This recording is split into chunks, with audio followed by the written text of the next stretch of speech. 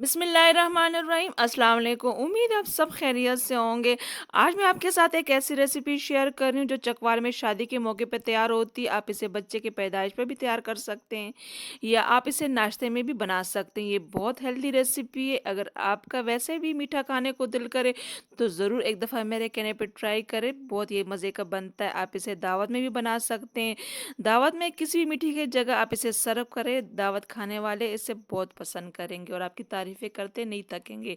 तो चलिए इस मज़ेदार सी रेसिपी को बनाना शुरू करते हैं। बिस्मिल्लाहिर्रहमानिर्रहीम। यहाँ पे कढ़ाई में मैंने जो है ना 1 बाउल भर के घी डाल दिया है और इसके साथ ही उसी बाउल से मैंने ये गंदम का दलिया डाल दिया है।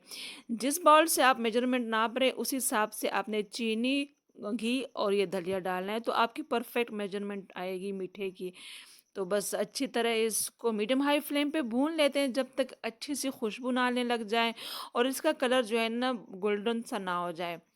तो बस आपने जो है ना अच्छी तरह इसको मुसलसल चम्मच चलाते हुए भूनना है जब तक इसका जो है ना कलर चेंज ना हो जाए। आपने फ्लेम का खास ध्यान रखना है, आपने तेज़ नहीं रखना वरना इसमें से जलने सी खुशबू आने लग जाती है फिर।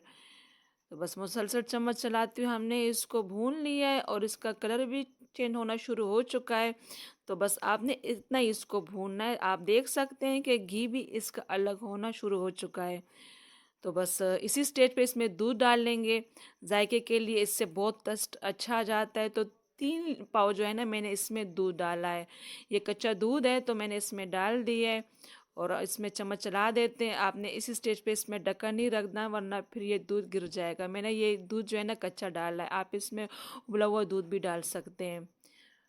तो मीडियम हाई फ्लेम पे अब इसको जो है ना 1 से 2 मिनट के लिए पका लेते हैं और इसके साथ ही जो है ना 4 मैंने इलायचियाँ ली, हरी इलायचियाँ हैं और बारीक पीस के इसमें डाल लेते हैं और फिर अच्छी तरह इसको भी मिक्स कर लेते हैं। तो बस दूध के साथ इसको ना थोड़ी देर के लिए पका लेते हैं जब तक कि ये दूध जो है ना खुश्क होना शुरू ना हो जाए। तो जब तक ये दूध खुश्क होता है ना तो ये दलिया जो है ना मोतियों की तरह जो है ना फूल जाता है। तो बस अच्छी तरह हमारा जो है ना दूध खुश्क होना शुरू हो चुका है। तो अब इस दलदली को पकाना भी है तो इसी स्टेज पे इसमें हमने पानी डालना है। पानी जो है ना आपने कोशिश कर रही है कि नीम गर्म डाल दें तो जल्दी हमारा जो ये दलिया ना पक जाता है। अगर आप प्रेशर कुकर में बना रहे हैं तो पानी का आपने थोड़ा कम इस्तेमाल करना है। मैं कढ़ाई में बना रही हूँ तो मैंने तकरीबन 2 लीटर जो है ना इसमें पानी डाला था।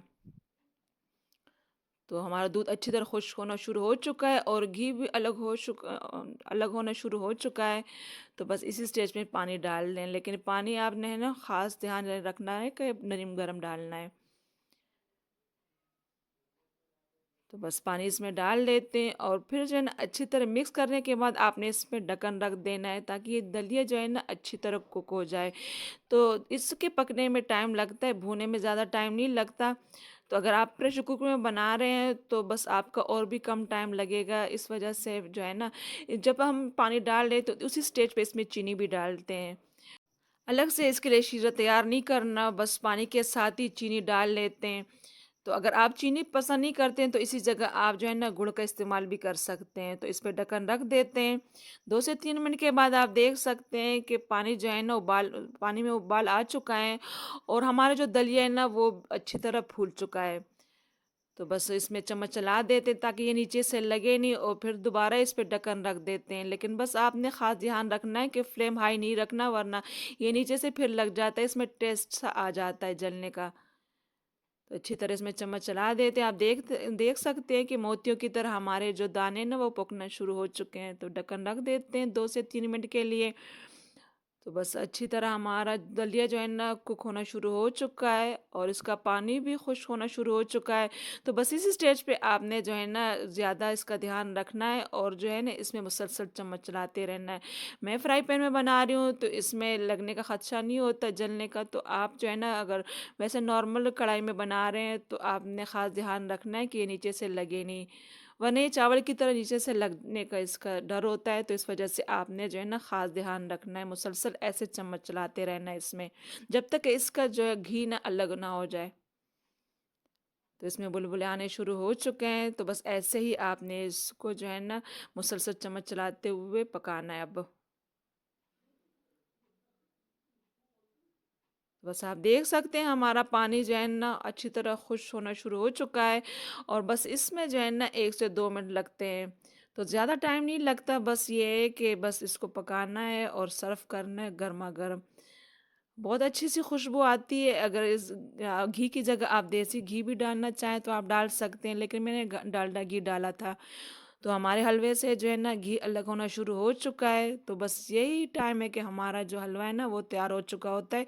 तो इसी स्टेज पे इसमें ड्राई फ्रूट डाल लेते हैं। आपके पास जो भी ड्राई फ्रूट हो आप इसमें डाल लें। मेरे पास मैंने ये अखरोट डाल लें, बादाम और कोपरा मैंने बारीक काट के इसमें डाल दिया था, और अच्छी तरह इसको मिक्स कर देते हैं।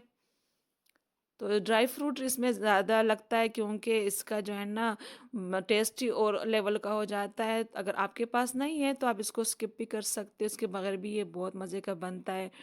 तो चकवाल में ये शादी के मौके पर बनता है, दावतों में भी ये लोग सर्व करते हैं। ये बहुत मज़े का टेस्टी लगता है, ऐसे लगता है जैसे आप कोई सोन हलवा बना रहे हैं। तो इसको गर्मा गर्म सर्व कर लेते हैं। अगर रेसिपी पसंद आ रही है तो प्लीज़ एक लाइक ज़रूर करें। चैनल पे नए हैं तो चैनल को सब्सक्राइब कर लीजिएगा। तो बहुत मज़े का टेस्टी बनते हैं, ज़रूर ट्राई करें। अपना फीडबैक मेरे साथ ज़रूर शेयर करें। तो उम्मीद है कि आज की वीडियो आपको अच्छी लगी हो। अगर अच्छी लगी है तो वीडियो को लाइक और शेयर करना ना भूलें। चैनल पे नए हैं तो चैनल को सब्सक्राइब कर लीजिएगा। इंशाल्लाह नई वीडियो के साथ फिर हाजिर होंगे, तब तक के लिए अल्लाह हाफिज़।